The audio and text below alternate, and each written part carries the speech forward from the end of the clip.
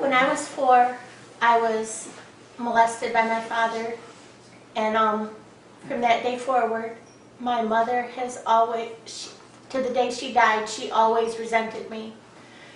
And I never had a relationship with her, and I just always longed for a relationship with her, but there was nothing there.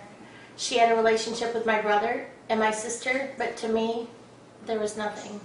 I had a relationship with my grandma and my grandpa, and 9 years later, my dad went to prison for going to a mall bathroom and breaking down the door and molesting a little boy. And every night, I had nightmares that he was going to come get me for telling, for what he did to me. All through growing up, my mom was in the hospital. She had brain aneurysms, she had epilepsy, and I was expected to take care of her. I was in high school. One time my grandpa came home and found she had hit her head, and they said if he found her 5 minutes later, she would have died.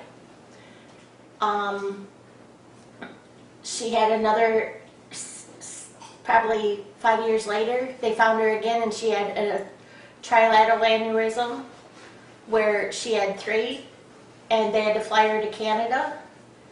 And they said she would be a vegetable, but she lived 25 years in a nursing home, and she just, I don't know, I went to go see her, but it's like we never really had a relationship, and it's really hard. It's like she was a friend. It's like I didn't even know who she was. My brother and my sister had relationships with her. I just didn't, it's hard to watch them. I met my husband, and I lived with him for 10 years, and I found out he was schizophrenic, and I got pregnant. I gave her up for adoption, and I couldn't live with him. I couldn't live with Dad anymore, so I left him. And I'm just basically here to say that I want people to realize that it doesn't matter what you do in your life, where you go, or God has always got his hand on your life. Yes. Now, one thing to backtrack, when I was molested, I had all these things. I carried these things on my back my whole life.